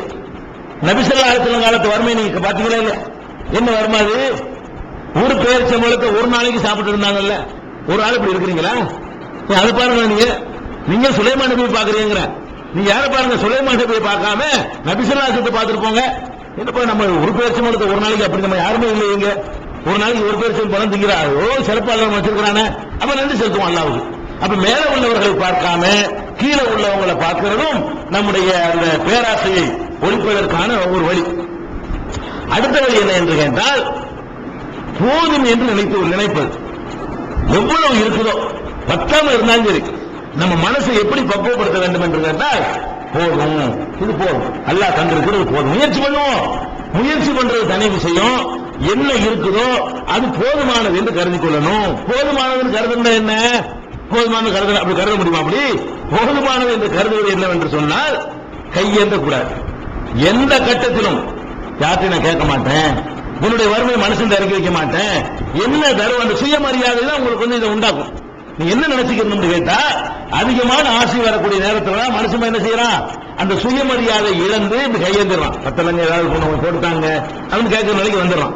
அதை நபிகள் நாயகம் ஸல்லல்லாஹு அலைஹி வஸல்லம் சொல்றாங்க, அது அஃப்லஹ மன் அஸ்லம. யார் இஸ்லாத்தை ஏற்றுக்கொண்டானோ அவன் வெற்றி பெற்று விட்டான். அது மாத்திரம் பத்தாதான், ஒரு ருசிக்க கபாபன், போதுமான உணவு அவனுக்கு வழங்கப்பட்டு, கண்ணாஹுல்லாஹு பிமா ஆத்தாஹு, அவனுக்கு அல்லாஹ் எதை கொடுத்திருக்கிறானோ அதுல போதும் என்ற மனதையும் யார் பெற்றிருக்கிறானோ அவன் வெற்றி பெற்று விட்டான். இஸ்லாத்தையும் பாக்கியமா தந்து அல்லாஹ் நமக்கு தந்திருக்கிற செல்வம் போதும் அப்படிங்கிற ஒரு மனநிலை யாருக்கு இருக்கிறதோ அவன் தான் வெற்றி பெற்று விட்டான் என்று நபி ஸல்லல்லாஹு அலைஹி வஸல்லம் சொல்றாங்க. இது முஸ்லிம்ல 1746வது ஹதீஸ்ல இருக்கிறது. அதே மாதிரி பெருமானார் ஸல்லல்லாஹு அலைஹி வஸல்லம் சொல்றாங்க, மை யஸ்தாஃபிஃப் யுஅஃபிஹில்லாஹ் வ மை யஸ்தக்னி யுக்னிஹில்லாஹ். யார் ஒருத்தன் மற்றவன்கிட்ட கேட்க மாட்டேன் என்று சுயமரியாதையில் இருக்கிறானோ, தீர்மானம் பண்ணிவிட்டானோ, அந்த மாதிரி அவனை அல்லாஹ் வாழ செய்ய விடுவான். போதும் நினைத்துக் கொண்டு என்ன தந்தான் அதான் 10 ரூபா பத்தலையா, அதுக்கு தகுந்த மாதிரி மாத்திக்கிறோம் வாழ்க்கையை. ஒருத்தனுக்கு நான் 10 ரூபா கேட்க மாட்டேன். 50 ரூபா ஷார்டேஜ் ஆகுதா, ஷார்டேஜ் ஆனா பட்ஜெட்டை குறைச்சிக்கிறங்க. அரைக்கு அப்படி அரிசி குறைச்சிட வேண்டியானுங்க. ஒரு லிட்டர் ஆக்குறதுக்கு பதிலாக 3/4 லிட்டர் ஆக்கிட்டு போங்க. 1/2 கிலோ கத்திரிக்காய்க்கு பதிலாக 400 கிராம் கத்திரிக்காய் வாங்குங்க. எல்லாத்திலும் கொஞ்சம் கொஞ்சம் குறைஞ்ச முடிஞ்சு வச்சுக்கல. இதுக்கான கடன் வாங்கணுமா? அல்லாஹ் நமக்கு என்ன தருகிறானோ அதை கொண்டு திட்டமிட்ட வாழ்க்கை அமைத்துக் கொண்டோமே ஆனால் அல்லாஹ் நம்மை சுயமரியாதை வாழச் செய்வான். உமை எஸ்தகனி, எவனுடைய தயவும் எனக்கு தேவையில்லை என்று எவன் நினைக்கிறானோ யுகனில்லா, அவனை தேவையற்றவனை அல்லாஹ் வாழ செய்து விடுவான். நம்ம என்ன நினைக்கணும்? எவன் தயவும் தேவை, அல்லாஹ் எனக்கு என்ன தருகிறானோ, என்னுடைய உழைப்புக்கு, என்னுடைய சம்பாத்தியத்துக்கு, என்னுடைய முயற்சிக்கு அல்லாஹ் என்ன கொடுக்கிறான் அது எனக்கு போதுமே தவிர எந்த காரணத்தினாலையும் இன்னொரு மனுஷன் எனக்கு தந்து நிறைக்குவான் என்று நான் கேட்க முடியாது, கேட்கவே மாட்டேன் அப்படின்னு உறுதி உங்களுக்கு இருந்தா அது அல்லாஹ் உதவி செஞ்சவரை ஆக்கி வச்சிருவான். தேவையற்றவனா உங்களை எழுந்துறான், அவன் குறுக்குறும் கரெக்டா இருக்குமா? நீங்க இந்த தீர்மானத்துக்கு நீங்க வந்துட்டீங்கன்னா அவன் என்னத்தை உங்களுக்கு தருகிறானோ அது உங்களுக்கு தேவை நிறைவேற்ற போதுமானதா இருக்கும். இவனுகில்லா, யார் ஒருத்தன் தன்னை மனிதர்களிடமிருந்து தேவையற்றவன் என்று நினைக்கிறானோ அவனை அல்லாஹ் தேவையற்றவனாக வாழச் செய்கிறான். நீங்க கையேந்து ஆரம்பிச்சிட்டீங்கன்னா அதான் வாசல் இப்படி போயிட்டே இருக்கும், எல்லா மீறி போயிட்டே இருக்கும், முடிச்சிடணும். இதான் அல்லாஹ் தந்த போன் எனக்கு அப்படி நினைக்கணுமா? புகாரியில 1428வது ஹதீஸ்ல இருக்கிறது. நபிகள் நாயகம் ஸல்லல்லாஹு அலைஹி வஸல்லம் காலத்தில் வாழ்ந்த சஹாபாக்களுடைய வறுமையை பல சந்தர்ப்பங்கள் உங்களுக்கு சொல்லப்பட்டிருக்கிறது. அதுக்கு நிகரான வறுமை இல்ல. அந்த மக்களை பற்றி அல்லாஹ் திருக்குர்ஆன்ல 2வது அத்தியாயத்தில் 273வது வசனத்துல அல்லாஹ் சொல்லி காட்டுகிறான். சஹாபாக்கள் இருக்கிறாங்க, லில் ஃபுகராய், அவர்கள் வறிய நிலையில் இருக்கிறார்கள், அல்லதீன உஹ்சிரு ஃபீ ஸபீலில்லாஹ், அல்லாஹ்வுடைய பாதையிலே தங்களை அர்ப்பணித்துக் கொண்டிருக்கிறார்கள். லா யஸ்ததீஉன லர்பன் ஃபில் அர்லி, பூமியிலே பயணம் செய்து பொருளைத்த கூட முடியாத நிலையில் இருக்கிறார்கள். எந்த ஒரு சோர்ஸுமே இல்லை உங்களுக்கு. வாகனம் இல்ல, வியாபாரத்துக்கு போறதுக்கு முதலீடு இல்ல, பணம் இல்ல, காசு இல்ல, வியாபாரம் செய்யறது முதல் வேணுமா இல்லையா? வாடகைக்கு கடை இல்ல, கடை கொடுக்க ஆளை இல்ல, அந்த மாதிரியான நிலையில் அவர்கள் இருக்கிறார்கள். ஆனாலும் யஹ்சபுஹுமுல் ஜாஹிலு அக்னியா, அந்த சஹாபாக்களை பார்க்கின்ற விவரமற்றவர்கள் நினைப்பார்களா அக்னியா, பயங்கரமான வசதி உள்ளவங்க நினைப்பாங்களாம் சஹாபாக்களை பார்த்தா. ஆனா சஹாபாக்களுடைய நிலைமை எப்படி இருந்துச்சுன்னு கேட்டா, சாப்பாட்டுக்கு வழி இல்ல, வியாபாரத்துக்கு முதல் இல்ல, பிரயாணம் பண்றதுக்கு வாகனம் இல்ல, இப்படிப்பட்ட வலிய வாழ்க்கை வாழ்க்கை அந்த மக்களை வெளியுள்ள ஒருத்தர் வந்து பார்த்தாண்டு வைங்க, ஒரு நாள் உன்னிப்பா கவனிச்சா என்னமோ பயங்கர லட்ச பருவ மாதிரி காட்சி அளிப்பாங்களாம். ஏன் காட்சி அளிப்பாங்க? யஹ்சபுஹுமுல் ஜாஹிலு அக்னியா, ஜாகில்கள் விவரம் தெரியாதவர்கள் அவர்களை செல்வந்தர்கள் நினைப்பார்கள். மினத் தஅஃபுஃபி, அவங்களுடைய சுயமரியாதை காரணத்தினால ஒருத்தர் கையேந்த மாட்டாங்கல்ல, கெஞ்ச மாட்டாங்கல்ல. லா யஸ்அலுன நாஸ இல்ஹாபா, மக்கள்கிட்ட கெஞ்சி கேட்க மாட்டார்கள்.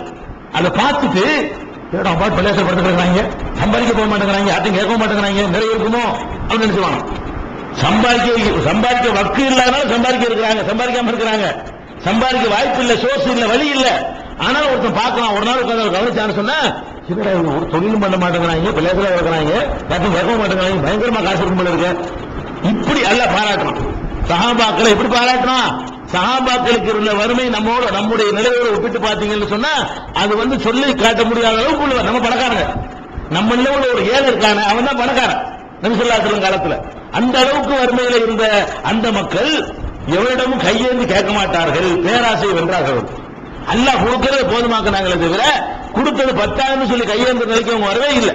அப்ப இந்த கையேந்த கூடாது என்ற ஒரு நிலைமை நமக்கு வந்து விட்டாலே பேராசை ஜெயிச்சிடறான். எந்த கட்டத்திலும் கேட்க மாட்டேன்னு வை, எந்த கட்டத்திலையும் ஒரு ஆள்கிட்ட நான் கையேந்த மாட்டேன், மனிதன் கொண்டு என்னுடைய வறுமையை நான் இறக்கி வைக்க மாட்டேன், அல்லாஹ்விடத்தில் இறக்கி வைக்கலாம். நீ அவன்கிட்ட கஞ்சல அவ்வளவு எவ்வளவு உங்களுக்கு பத்திரை எவ்வளவு குறைவா இருக்குதோ யாரெல்லாம் கேட்க மாட்டேன்.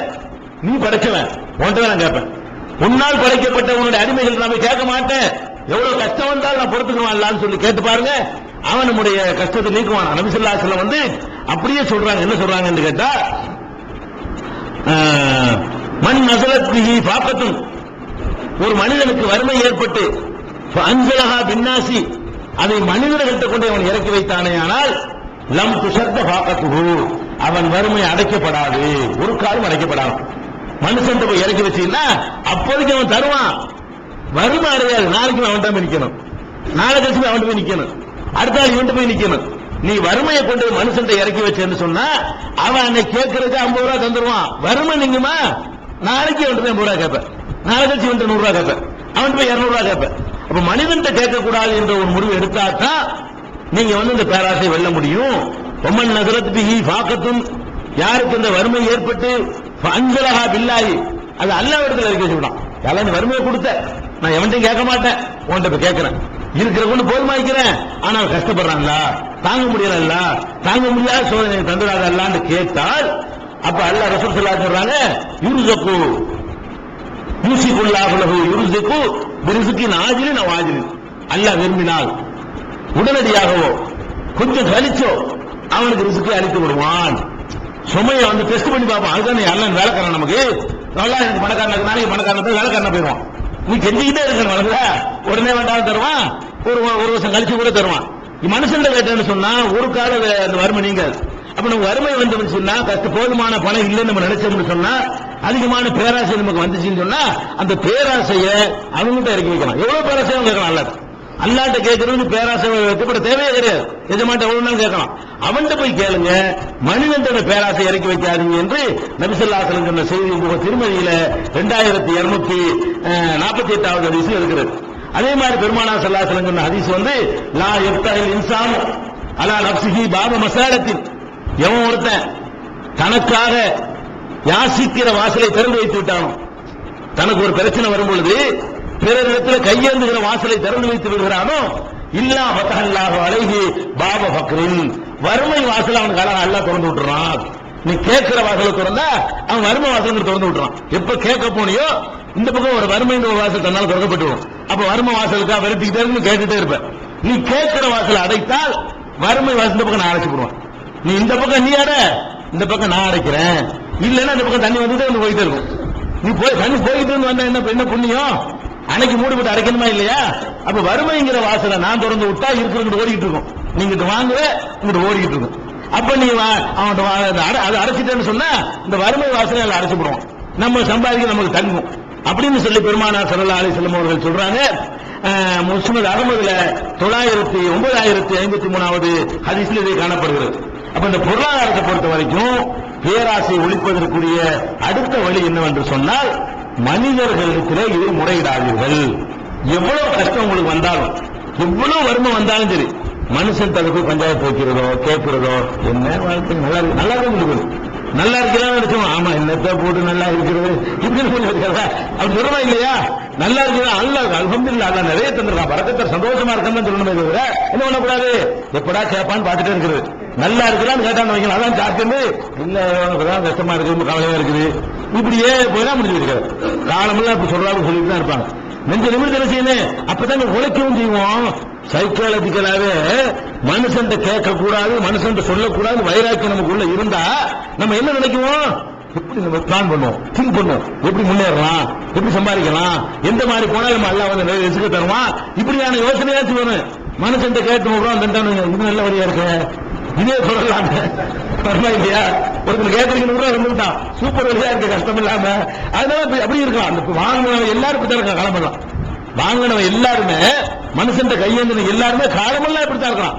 வாங்காம இருந்து பாத்தீங்கன்னா அல்லாஹ் ரிஸ்க் தந்தா பரவாயில்லை, ரிஸ்க் தரலன்னா சுயமரியாதை மிச்சமாவதுல பல்ல காட்ட வேண்டிய தேவையில்லைங்க. 100 ரூபாய் தந்துட்டு அவனுக்கு முன்னாடி சிரிக்கட்டே அவன் எவ்வளவு கோபப்படுறான். அந்த 100 ரூபாய் அவனுக்கு அவனுக்கு வந்து சிரிக்க வேண்டியது, சிரிப்பு வரட்டும், சிரிக்க வேண்டியது. நம்ம 2000 ரூபாய் வாங்கிட்டோம்னு சொன்னா அவன் சொல்ற ஜோக்கு சொல்லுவான், நம்ம சிரிக்கணும் செய்வான் இல்லையா? அது ரொம்ப நம்மளுடைய சுயமரியாதைக்கு ஒரு கேடு விளைவிக்கிறது. அப்ப இது மூணாவது வழி என்னவென்று கேட்டா, ஃபர்ஸ்ட் வழி என்னன்னு கேட்டா, இந்த ஆசை அடங்காது என்பதை நீங்கள் முதல்ல புரிஞ்சு கொள்ள வேண்டும். அதாவது இந்த பேராசை வெல்றதா இருந்தா அடங்கும் என்றால் முயற்சி பண்ணி அடங்கிடலாம். எவ்வளவு தான் இப்படிதான் இருக்க போற, நீ எவ்வளவு இருந்தாலும் வேணும்னு சொல்லிக்கிட்டு இருக்க போற. அப்ப இப்பவே நின்றுக்குவேன், இதோட நின்றுக்கிற வேண்டிய அதுக்கு போனாலும் நீ அதான் சொல்ல போற. இப்ப இருக்கிற நிலையில இதான் சொல்லிட்டு இருக்க போற.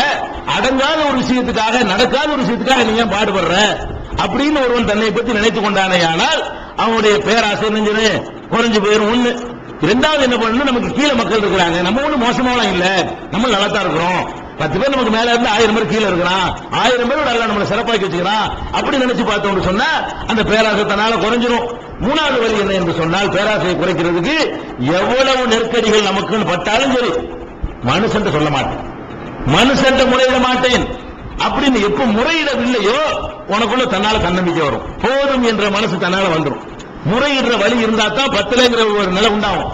முறையிட மாட்டேன், இரவுல தொழுது அல்லாட்ட கேட்பேன், ஒவ்வொரு தொழிலுக்கு பின்னாடி அவன்கிட்ட முறையிடுவேன், மனுஷன் காட்ட நல்லா இருக்குன்னு சொல்லுவேன், நல்லா இருக்கு, பரக்கத்தை தாராளமா இருக்கு, அல்ல பரக்கத்தை ஒரு கவலையும் இல்ல, எத்தனை பேர் வரை என்ன எல்லாம் சிறப்பித்து வச்சிருக்கிறான் அப்படின்னு சொல்லக்கூடிய ஒரு நிலையை நீங்கள் மாற்றிக் கொண்டீர்களே, ஆனால் எந்த பேராசை நம்மளை வந்து தடமாற செய்யணும் எல்லாம் சொல்றானோ அதிலிருந்து தப்பித்துக் கொள்ளலாம்.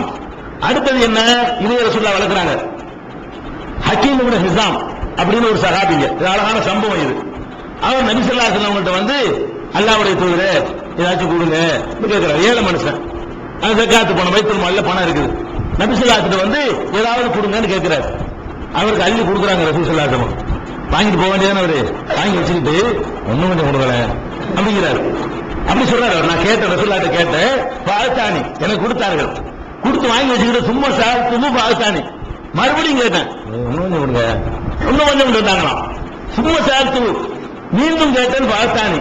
மறுபடியும் எனக்கு தந்தாங்க, கேட்கும் போல தந்தாங்க, 3 தடவை தந்துட்டாங்க.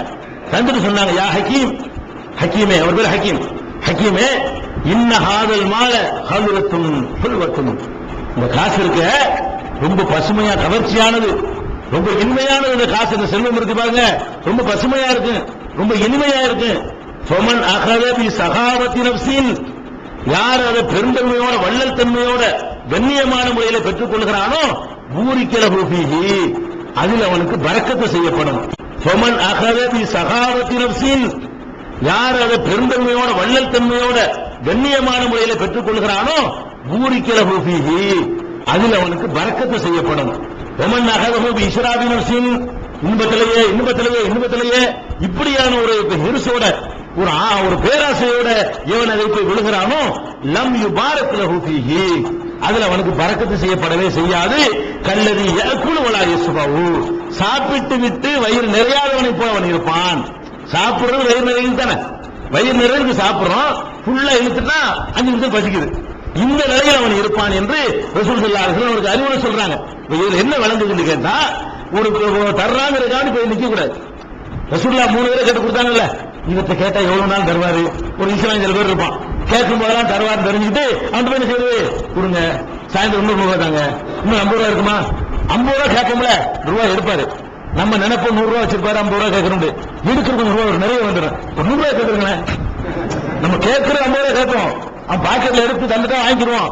ரொம்ப ரூபாய் எடுத்துட்டான்னு வைங்களேன், நிறைய வச்சுக்கிறான், தெரியாமல் 50 ரூபாய் கேட்டுவிட்டோம், ஒரு 200 ரூபாய் தந்துறீங்களா, இது என்னது, இதான் சொல்றாங்க, இதுல பறக்கிறது கிடையாது.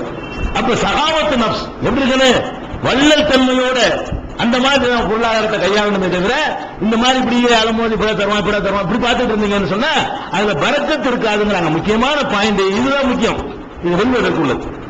4வது வழி என்னவென்றால், பொருளாதாரத்தில் அளவை வைத்து எதுவும் தீர்மானிக்கப்படுவதில்லை, பரக்கத்தை வைத்து தான் தீர்மானிக்கப்படுகிறது. ரசூல் ஸல்லல்லாஹு அலைஹி சொல்றாங்க, நீங்க எவ்வளவு சம்பாதிக்கிறீங்க, 1 கோடி ரூபாய் உங்களுக்கு ஒரு நாளைக்கு வருமானம், 1.25 கோடி ரூபாய் செலவு வந்துட்டா 1 கோடி வருமானம் என்ன புண்ணியம் உங்களுக்கு, ஒரு மாசம் வருமானம் 1 கோடி, ஒரு மாசத்துக்கு செலவு என்ன ஆச்சு 1.25 கோடி. இப்ப 1 கோடி ரூபாய் வந்ததுனால பெருமை அடிச்சுக்கிறேன், இதுல 4 கோடி ரூபாய் கடனாளியை போயிட்டேன்லங்க, ஒரு நாளைக்கு 1000 ரூபாய் வருமானம், 1050 ரூபாய் செலவான 1000 ரூபாய் வருமானம் என்ன புண்ணியம். ஒருத்தருக்கு 100 ரூபாய் வருமானம், 75 ரூபாய் செலவு, 25 ரூபாய் மிச்சம், யார் இதுல சிறந்தவன்? 1000 ரூபாய் சம்பாரிச்சு 1050 ரூபாய் செலவு பண்றவன் சிறந்தவனா, 100 ரூபாய் சம்பாரிச்சு 25 ரூபாய் மிச்சப்படுத்தவன் சிறந்தவனா? நம்ம இன்னைக்கு பாக்குறோமே, 100 ரூபாய் சம்பாதிக்கிறான் ஒருத்தன், 5 பேர் வீட்டுல சாப்பிடுறாங்க, மீதி மாசத்துக்கு 200 ரூபாய் மிச்சம் முடிக்கிறானுங்க. 100 ரூபாயில 5 பேர் சாப்பிட்டு மாசம் போறான், அதுல மாசத்துல பாத்தீங்கன்னா டெய்லி 100 ரூபாய் சம்பாதிக்கிறான், மாசத்துக்கு 200 ரூபாய் மிச்சம் ஆகும். எப்படிப்பட்ட வாழ்க்கையில கொடுத்திருக்கான் பாத்தீங்களா? அவனுக்கு கொடுத்த 100 ரூபாய் செஞ்ச வேலையை 1000 ரூபாய் செய்யல. அதே மாதிரி நம்ம நினைச்சு பார்க்கணும், நம்ம என்ன நினைக்கிறோம், இந்த காசுடைய நம்பர் தான் எல்லாத்தையும் தீர்மானிக்க நினைக்கிறோம். அவன்கிட்ட 10 கோடி, அந்த 1 கோடி, அதே 10 கோடி அவனுக்கு கொடுத்துட்டு கிட்னி இல்லாம ஆக்கிவிட்டா என்ன பண்ற? இப்ப கிட்னியை 10 கோடி கொடுத்து வாங்குறானே இல்லையா? அப்ப நம்ம நல்லா விளங்கணும். அதாவது ஃபர்ஸ்ட் நீங்க விளங்க வேண்டிய என்ன தெரியுமா, இஸ்லாமிய மார்க்கத்தில் ஒரு முஸ்லீமுக்கு அல்லாஹ் பரக்கத்து என்ற ஒன்றை தருகிறான். இது முக்கியமான நம்பிக்கை. 4வது வழி, உங்களுடைய பேராசை வெள்ள நினைச்சீங்கன்னு சொன்னா இப்படி நீங்க நினைத்து பார்க்கணும், இந்த காசுடைய நம்பர் எதையும் தீர்மானிக்காது. அல்லாஹ் நினைத்தானேயானால் நமக்கு தேவையற்ற செலவுகளை குறைக்குவான்.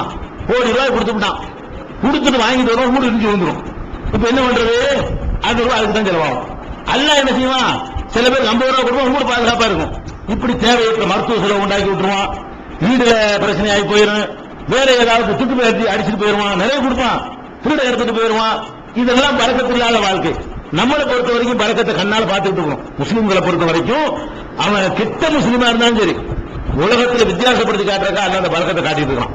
உலகத்திலேயே நம்ம முஸ்லீம்களை ஃபார்மாலிட்டி முஸ்லீம் இருக்கான அவனுக்கு செய்யற பரக்கத்தை மற்ற முஸ்லீம் அல்லாதவனுக்கு அல்ல செய்யல. எப்படி செய்யறான்? நம்ம குடும்பங்கள்ல மாத்திரம்னா ஒரு ஆம்பளை சம்பாதிக்கணும், முஸ்லீம் குடும்பங்கள்ல மாத்திரம்னா ஒரே ஒரு ஆம்பளை சம்பாதிக்கிறான். அம்மாவுக்கு சோறு போடுறான், அத்தாவுக்கு சோறு போடுறான், அக்காவுக்கு சோறு போடுறான், தங்கச்சிக்கு சோறு போடுறான், பொண்டாட்டிக்கு சோறு போடுறான், பிள்ளைக்கு சோறு போடுறான். ஒரே ஒருத்தன் ஒரு கடையில் 2000 ரூபாய் சம்பளம் வாங்குறான். வேற சமுதாயத்தை எடுத்துக்கிட்டீங்கன்னா அவன் வேலைக்கு போறான், பொண்டாட்டி வேலைக்கு போறான், பிள்ளைகளே வேலைக்கு சித்தாள் வேலைக்கு அனுப்பி விட்டுறான், தாயும் போய் களை எடுக்க போறான், நாத்து நடுறதுக்கு போறான். அப்ப தாய் வேலை செய்யறான், தகப்ப வேலை செய்யறான், அவன் வேலை செய்யறான், பிள்ளை வேலை செய்யறான், பொண்டாட்டி வேலை செய்யறான், அக்கா வேலை செய்யறான். ஒவ்வொருத்தரும் 100 ரூபாய், 200 ரூபாய், 300 ரூபாய், 400 ரூபாய் சம்பளம். ஒரு நாளைக்கு 2000 ரூபாய் சம்பாதிக்கிறான். இவன் ஒரு மாசத்துக்கு 2000 ரூபாய் சம்பாதிக்கிறான். ஒரு நாளைக்கு 2000 ரூபாய் சம்பாதிக்கணும் குடிசையில் இருக்கிறான். ஒரு மாசத்துக்கு 2000 ரூபாய் சம்பாதிக்கிற முஸ்லீம் வீடு அழகான பக்கமான காங்கிரீட் கட்டடம் போட்டு வீடு கட்டிட்டு இருக்கான். சம்பாத்தியத்தில் வறுமை கோட்டு கீழே இருக்கிற நம்ம தான் இது பார்க்கறதுதான் பார்க்க. ஒரு மனிதனுடைய சம்பாத்தியத்தில் ஒரு மாசத்துக்கு சம்பாதிக்கிற சம்பாத்தியத்தை ஒரு கொத்தனார் வேலை செய்யற குடும்பமாக இருந்தால் ஒரு நாளைக்கு சம்பாதிக்குது. நீங்க ஒரு மாசத்துக்கு 2000 ரூபாய் கொத்தனார் குடும்ப சம்பளம் 200 300 160 ரூபாய் ஒரு நாளைக்கு. அவனுக்கு 360, பொண்டாட்டிக்கு 260, பாப்பாக்கு 160 கூட்டிட்டு போங்க. அவன் பிள்ளைக்கு ஒரு ஆளுக்கு 50 ரூபாய் போடுங்க. 4 பிள்ளை இருந்தா அத்தா அம்மா அக்கா எல்லாத்தையும் பாத்தீங்கன்னா 1000 ஒரு நாளைக்கு சம்பாதிக்கிறான். அப்ப ஒரு நாளைக்கு இவ்வளவு சம்பாதிக்கிறவன் வாழ முடியாத வாழ்க்கையை உங்களுக்கு வாழ செஞ்சிடான்னு அல்லாஹ் காட்டுறான். இஸ்லாம் தான் சரியான மார்க்கம் இந்த உலகத்தை நிரூபிக்கிறதுக்காக வேண்டி ஃபார்மாலிட்டி முஸ்லீமுக்கு பரக்கத் செய்யலாம். பர்ஃபெக்ட் முஸ்லீமுக்கு மாத்திரம் இல்ல, பெயர் வாங்கி முஸ்லீமா இருக்கிறான அவன் குடும்பத்துக்கும் அல்லாஹ் அதை காட்டிட்டு இருக்கான். அப்ப நம்ம என்ன விளங்கணும்னு கேட்டா, இதெல்லாம் மிஞ்சி பரக்கத்துன்னு ஒண்ணு இருக்கிறது. நம்ம ரொம்ப காசுக்கு ஆசைப்பட வேண்டாம், கொடுப்பதில் வேலை பூர்த்தி ஆகணும் அப்படி நினைக்கணும். அல்லாஹ் என்ன தர்றானோ அதுல சோறு திங்கணும், ஆடை அணியணும், வீடு வச்சுக்கணும், செலவாயிடக்கூடாது, கொஞ்சம் மிச்சமாகணும், சேர்த்து வச்சுக்கணும். இதான உனக்கு வேணும். அப்ப எத்தனை பேர் நீங்க பாக்குறீங்க, அந்த ஒரு நெருக்கடியில் வந்து ஓடிட்டு இருக்கும். பெரிய பெரிய தொழிலதிபர்கள் சொல்லுவாங்க 20, 75 கடை 80 கடை இருக்கும். அவன் காசு ஒண்ணுமே இருக்காது. இந்த ரொட்டேஷன்ல வண்டி ஓடிக்கிட்டே இருக்கும். எந்த இடத்துலயா ஒண்ணு உருவலிச்சுன்னு வைங்க, போல செஞ்சு போயிடும். எல்லாம் பெரிய நிறுவனம் ஆயிடுச்சுன்னு கடன் கொடுப்பான். ஒரு ஃபேமஸான நிறுவனம் ஆயிடுச்சுன்னு சொன்னா மளிகை கடைக்காரன் முளைய கடன் கொடுப்பான். சீனி கடனா கிடைக்கும், பருப்பு கடனா கிடைக்கும், ஜவுளி கடனா கிடைக்கும். காசு ஒண்ணுமே இருக்காது. இதுக்கு ஆட்டத்துக்கு மாட்டுல போட்டு ஓடிட்டு இருக்கு. இதெல்லாம் பரக்கத்து கிடையாது. பரக்கத்து என்ன? அல்லாஹ் எதை தர்றானோ அதுல என் தேவை பூர்த்தி ஆகணும். இதைத்தான் நீங்க வாழ்க்கையில கேட்கணும், பரக்கத்தை தான் கேட்கணும். அப்ப ரசூல் ஸல்லல்லாஹு அலைஹி சொல்றாங்க, உனக்கு எப்ப பரக்கத்து கிடைக்கும்னா, நீ பெருசா ஆவும் பறக்காத, பறக்க விடாத, மனசை பறக்க விடாம நீ அல்லாஹ் தருவதை கொண்டு மனசுல போதுமாக்கி கொண்டாயானால் பரக்கத்து என்று ஒண்ணு இருக்கிறது, அதுக்கு ஆசைப்படு. இது ஒரு வெல்வதற்கான வழி. இதுக்கப்புறம் எந்த அளவுக்கு ஒரு ஆயிட்டார்னு கேட்டா, இந்த ஹக்கீம் தான் ரசூலுல்லாஹ் சொல்றாங்க, இந்த மாதிரி கேட்காத, இப்படி கேட்டா உனக்கு பரக்கத்து இருக்கான்னு சொன்ன உடனே அதுக்கப்புறம் ஒரு முடிவு இருக்கிறாரு. யா அல்லாஹ், உன் மேல் ஆணையாக எந்த கட்டத்திலும் எவனிடத்திலும் எதை நான் வாங்கவே மாட்டேன் அப்படின்னு தீர்மானம் பண்ணிடுறாரு. அபூபக்கருடைய ஆட்சி காலம் வருது, எல்லாரும் கொடுக்குறாங்க. ஆரம்ப கால முஸ்லிம்கள் எல்லாம் தேர்ந்தெடுத்து நிறைய செல்வம் குவிஞ்சிட்டு கஜானாவுல இவரை கூப்பிட்டு விடுறாங்க. ஹக்கீம் கூட்டுவாங்க, முடியாது வாங்க மாட்டேன், நீங்க எனக்கு தர்றது ரசூலுல்லாஹ் சபதம் எடுத்தனால சொல்றாரு. அபூபக்கர் கூப்பிடுறாங்க தருவதற்காக வேண்டிங்க, வாப்பா உனக்கு தரணும், எல்லாரும் கொடுத்துட்டேன், உனக்கு மட்டும் தராம இருக்கு, வாங்குறாங்க, வாங்க மாட்டேன். உமர் ஆட்சியாளர் கூப்பிட விடுறாங்க. உமருக்கு அவர் சொல்ல முடியாது, வாங்க மாட்டேன்.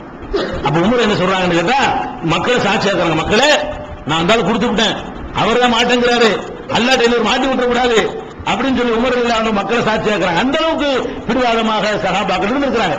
இந்த சுயமரியாதை நமக்கு நாலாவது வழி என்னன்னு கேட்டா, இந்த பேராசையை வெல்வதற்கு பரக்கத்துன்னு ஒண்ணு இருக்கு நினைங்க. அவன் கோடி இருக்கலாம், கோடி இருந்து கோடியும் ஒரு 10 லட்சம் செலவாகி போயிடும் அவனுக்கு.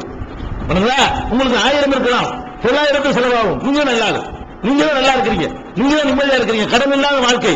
அந்த மாதிரியான ஒரு வாழ்க்கை எல்லாம் வச்சிருக்கா, அது நமக்கு இருக்கான்னு யோசிச்சு பாருங்க. இது பேராசையை ஒழிச்சிருது. அதிகத்துக்கு ஆசைப்பட வேணாம். அதிகமா இருந்து நம்ம ஜி வெங்கடேசன் இருந்தாரு, அவ்வளவு பெரிய கோடி பணம் வச்சிருந்தா, என்னாச்சு, தற்கொலை பண்ணி செத்தான். அவ்வளவு பணம் இருந்து என்ன, பணம் நிறைய இருந்துச்சு, அதுக்கு மேல கொடுக்க வேண்டியது செலவாயிடும்.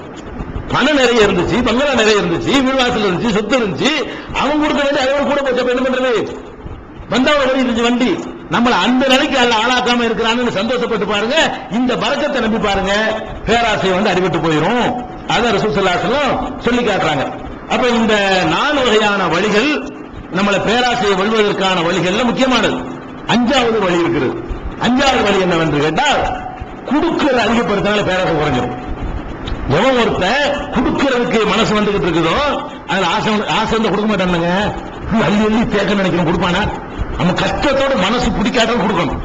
ரொம்ப நெருக்கம் அப்படி ஒரு மாதிரியா சொல்லணும், அதுக்காண்டி கொடுத்துக்கணும். எப்படி கொடுக்குற 100 தானே வச்சுக்கிறோம், 50 எப்படி கொடுத்தா சரியா வருமானம் கொடுத்துருவோம் உடனே. அது 2-3 நாளைக்கு ஒரு வாரத்துக்கு ஜெயிச்சு பழகிட்டீங்கன்னு வைங்களேன், கொடுக்க நீங்கள் பழகி விட்டீர்களே, ஆனால் தன்னால இந்த ஹீர்ஸ் பேராசை அடிபட்டு போயிடும். கொடுத்து பழகின ஒரு மனிதனால் பேராசைப்பட முடியாது. அந்த மாதிரி அதிகமாக கொடுக்க வேண்டிய ஒரு வேலையும் செய்யணும். நபி ஸல்லல்லாஹு அலைஹி வஸல்லம் திருமறை குர்ஆன்ல கூட அல்லாஹ் சொல்லிக்காரு 47-38ல, ஒமன் யபுகல் இன்னமா யபுகல் அன் நஃப்ஸி, எவன் ஒருத்தன் கொடுக்காமல் கஞ்சத்தனம் பண்ணுகிறானோ அவன் தனக்குத்தான் கஞ்சத்தனம் பண்ணுகிறான் அப்படின்னு சொல்லி அல்லாஹ் சொல்லி காட்டுறான். இந்த கொடுக்கிறது எப்ப நீங்க கொடுப்பீங்கன்னு கேட்டா, கொடுக்கிறதுக்காக வேண்டி அல்லாஹ் வழங்க இருக்கிற நன்மைகள், எப்படிப்பட்ட நன்மையை தர அவரை கொடுக்க முடியும். நம்ம சம்பாதிக்கிற காசை சும்மா 100 ரூபாய்க்கு கொடுக்குறாண்டா எப்படி மனசு வரும்? கொடுக்கறதா ஏதாவது நமக்கு கிடைச்சா தான் கொடுக்க முடியும். என்ன கிடைக்கும்? அதை நபி ஸல்லல்லாஹு அலைஹி வஸல்லம் சொல்றாங்க. அல்லாஹ் சொல்றான் திருமறை குர்ஆன்ல, மஸலுல்லதீன யுன்ஃபிகூன அம்வாலஹும் ஃபீ ஸபீலில்லாஹ், அல்லாஹ்வுடைய பாதையில நல்வழியில தங்களுடைய பொருளாதாரத்தை ஒருத்தர் செலவு செய்யாரையானால் கமஸலி ஹப்பத்தின், அது ஒரு தானியத்துக்கு நிகரானது. நீங்க ஒரு அல்லாஹ்வுடைய பாதையில ஒன்றை செலவழிக்கிறீங்க, ஒரே ஒரு தானியம் வச்சுக்கிறீங்க, ஒரு நெல்லும் வச்சுக்கிறீங்க, ஒரு கோதுமை வச்சுக்கிறீங்க. அந்த கோதுமை என்ன பண்ணுது? 58 சபா சனாபில கோதுமையை மண்ணுக்குள்ள புதைக்கிறீங்க. அது முளைக்க வைக்கிறது 7 கதிர் கிடைக்கும். ஒரு கோதுமை உள்ள போடுறீங்க, அந்த ஒரு கோதுமையில இருந்து அந்த கோதுமை செடிங்கிறது கோதுமை கதிரா, ஆமா, அது வளருது. வளர்ந்து என்ன செய்யுதுன்னா அதுல 7 கதிர் வருது. ஒவ்வொரு கதிருக்குள்ளையும் தீக்குள்ளி சும்பளத்தின் நேத்து ஹப்பா, ஒவ்வொரு கதிரில ஒரு 100 கோதுமை இருக்கு. ஒரு கோதுமை அதுல இருந்து 7 கதிர், ஒரு கதிரில 100. அப்ப ஒரு கோதுமையிலிருந்து நமக்கு எவ்வளவு லாபம் கிடைக்குது? 700 கோதுமை லாபம் கிடைச்சிருது. 699 கோதுமை லாபமாச்சு. அப்ப அல்லாஹ் சொல்லி காட்டுறான், இதுதான் என் பாதையில் செலவழிப்போருக்கு உதாரணம். நம்ம என்ன நினைக்கணும்னு கேட்டா, ஒரு ஆளுக்கு நம்ம 100 ரூபாய் கொடுத்தோம்னா எவ்வளவு ஆச்சு? 7000 ரூபாய் அங்க ஆயிடுச்சு. 700 மடங்கு அல்லாஹ் வர வச்சுக்கிட்டான். 7 ரூபாய் கொடுத்தா 700 ஆயிடுச்சு. இவங்க நினைக்கிறோம் ஒண்ணுக்கு 700. 7 ரூபாய் கொடுத்தா 700 ரூபாய் இல்ல, 1 ரூபாய்க்கு தான் 700 ரூபாய். 1 ரூபாய் கொடுத்தீங்கன்னா 700 ரூபாய் நமக்கு கிடைக்கும். 1 பைசாவுக்கு 700 பைசா. இப்படி அல்லாஹ் நன்மைகளை வாரி தர்றான். அதை கருத்தில் கொண்டீர்களேயானால் கொடுக்க வேண்டிய எண்ணம் உங்களுக்கு வந்துடும். கொடுக்க வேண்டிய எண்ணம் வந்துருச்சுன்னு சொன்னா இந்த அள்ளி கட்டுற பேராசை இருக்கு பாருங்க, அது வராது. பேராசை அடங்கிடும். இந்த பணத்தில் உள்ள ஆசை கொஞ்சம் கொஞ்சமா நமக்கு குறைய ஆரம்பிச்சு லிமிட் ஒரு மட்டுக்குள்ள வந்துடும். அதே மாதிரி அல்லாஹ் சொல்லி காட்டுறான், அல்லாஹ்வுடைய திருப்தியை நாடி யார் செலவழிக்கிறார்களோ, இது 2:221 இருக்கு இந்த வசனம். அல்லாஹ்வுடைய பாதையில செலவழிக்கிறவங்களுக்கு உதாரணம் கமசலி ஜன்னத்தின் ரபுவத்தில், உயரமான இடத்தில் இருக்கிற ஒரு தோட்டம். தரையில் இருக்கிற தோட்டம் செழிப்பா இருக்காங்க. ஊட்டி கொடைக்கானல் மாதிரி செழிப்பா இருக்கும். அங்கதான் வெப்பம் கம்மி. கீழே போக போக என்ன ஆகுது? வெப்பம் ஜாஸ்தி ஆகுதுல. மேல போக போக சொல்லி கொடைக்கானல் ஊட்டி போன செல்லுன்னு இருக்குல்ல, அந்த கிளைமேட் நல்ல உற்பத்தி ஆகும். உயரமான இடத்தில் இருக்கிற ஒரு தோட்டத்திற்கு உதாரணமாகும் எது? அல்லாஹ்வுடைய பாதையில் செலவு செஞ்சீங்கன்னா, உயரமான இடத்துல ஊட்டியில கொடைக்கானல்ல போய் நீங்க ஒரு தோட்டம் போட்டீங்க அப்படின்னு அர்த்தம். அதுல ஒரு பெரிய மழை பெஞ்சிச்சுன்னு சொன்னா பல மடங்கு உற்பத்தி ஆகும். ஒரு தூரல் விழுந்தா கூட அது போதுமானது. இங்க மழை பயங்கரமான நிலத்தடி எல்லாம் தேக்கி வைக்கணும். அங்க வெப்பம் கம்மியா இருக்கிறதுனால அது கொஞ்சோண்டு தண்ணி விழுந்தால போதுமானது. அந்த மாதிரி உங்களுக்கு ஒரு டபுள் மடங்கு உற்பத்தி தரும் மற்ற இடத்தை விட.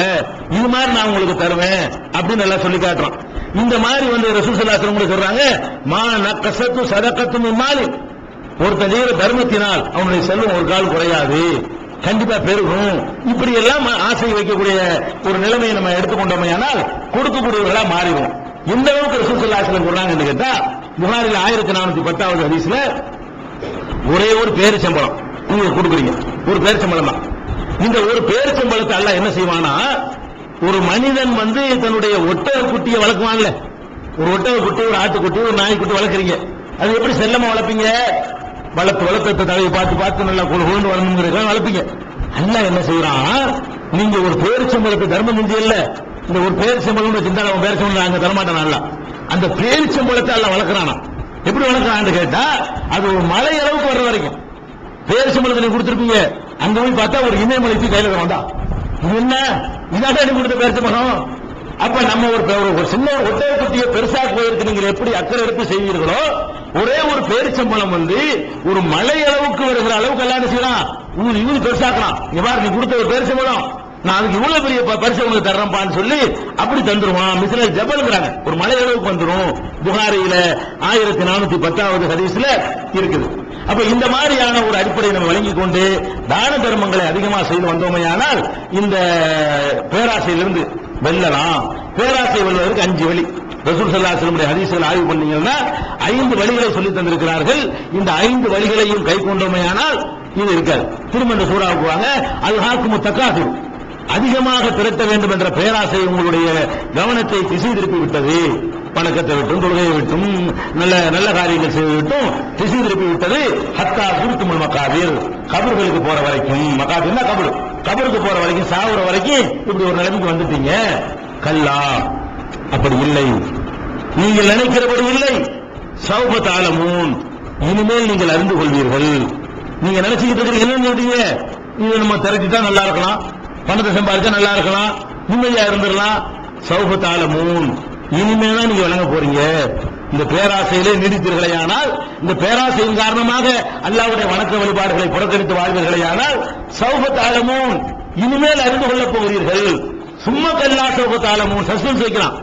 இல்ல இனிமேல் தான் அறிய போறீங்க. மறுபடியும் ஒரு தடவை சொல்லிவிட்டு எல்லாம் என்ன செய்யலாம், இல்ல இனிமேல் தான் நீங்கள் அறிய போகிறீர்கள். கல்லா சௌப தஅலமூன், சும்மா கல்லா சௌப தஅலமூன், கல்லாலோ தஅலமூன இல்மல் யகீன், திட்டவட்டமாக நீங்கள் அறிந்து கொள்ள இருக்கிறீர்கள். சந்தேகம் இல்லாமல் அறிந்து கொள்ளவிருக்கிறீர்கள் அப்படின்னு சொல்லி என்ன அறிந்து கொள்ள போறீங்கன்னா லதர உன்னல் ஜஹீம், அந்த நரகத்தை காணவிருக்கிறீர்கள். நீங்க நினைச்சுக்கிட்டு இருக்கீங்க நம்ம ஆகாவும் பேராசைப்பட்டு அலைஞ்சோம்னு சொன்னா, தொழுகையா இருக்கா விட்டோம்னு சொன்னா, நோம்பு விட்டோம்னு சொன்னா, குடும்பத்துக்கு செய்யற கடமை விட்டோம்னு சொன்னா, இந்த காசு ஒண்ணுதான் பிரதானம். எல்லா நல்லறங்களையும் அதிகமான ஆசை பேராசைப்பட்டு அல்லாஹ்வுடைய வணக்க வழிபாடுகளில் யாரெல்லாம் கவனத்தை திசை திருப்பி விட்டார்களோ அவங்களுடைய கதி என்னவென்றால் நரகத்தை காண்பீர்கள். லதர உன்னல் ஜஹீம் சும்ம லதர உன்னஹா ஐனல் யகீன், அதை திட்டவட்டமாக உங்கள் கண்களால் இந்த நரகத்தை நீங்கள் பார்க்கத்தான் போகிறீர்கள். அப்ப இந்த மாதிரி ஆட்களுக்கு ரிசல்ட் நரகமும் அல்ல. பேராசை இந்த 5 வழிகளை பயன்படுத்தி அடக்கிக் கொள்ளவில்லை என்றால், பேராசை என்று வெல்லவில்லை என்றால், இந்த ஒண்ணுதான் இலக்கு என்று நினைத்து அல்லாஹ்வுடைய கடமைகளை மறந்து வாழ்ந்தால் நீங்கள் அடைய போற இடம் நரகம். சும்மலத்த உன்னஹா ஐனல் யகீன் சும்மலத்து அலுன்ன யௌமைதின் அனில் நஈம், அந்த நாளில் உங்களுக்கு கொடுக்கப்பட்ட நியமத்துகளை பற்றி, பாக்கியங்களை பற்றி, அருட்கொடைகளை பற்றி நீங்கள் விசாரிக்கப்படுவீர்கள் என்று அல்லாஹ் ரப்பல் ஆலமீன் கடுமையான எச்சரிக்கையோடு இதை முடிக்கிறான். அப்ப இந்த நரகத்தை நினைத்து பார்த்தானே 6வது வழியாக கூட எடுத்துக்கலாம்.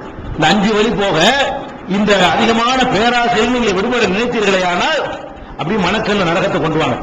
நரகத்தில் கிடைக்கக்கூடிய அந்த தண்டனை, நெருப்புல போட்டு வாட்டுறது, சுடுறது, தோள்கள் கரிஞ்சு போன திரும்ப மாற்றுறது, சீர் சிலப்பை எல்லாம் குடிக்க தர்றது, கொதிக்க வைக்கப்பட்ட செம்பு போன்ற பானங்களை கொடுத்து தொண்டைக்குழிய அறுக்கிறது, கள்ளிச்செடிய வாயில கொண்டு திணிச்சு அதையே உணவாக தருவது. அப்ப அந்த மாதிரி அந்த கொடுமையில நினைச்சு பார்க்கணும். இவ்வளவு கொடுமை இருக்கா இந்த அல்ஹா, இந்த தக்காசுர் என்ற காரணத்தினால, தக்காசுர் அதிக பேராசையினால இந்த பேராசை நம்மளை எல்லா வணக்கத்திலும் திசை திருப்புது, அதனுடைய ரிசல்ட் நரகமா போயிடுது. அதை அறிந்து கொள்வீர்கள் எச்சரிக்கிறாங்க இல்லையா?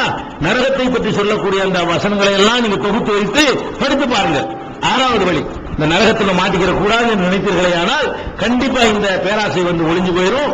அதை ஒழித்தவர்களாக அல்லாஹ் ரப்பல் ஆலமீன் உங்களை நம்மையும் ஆக்கி அருள்வானாக.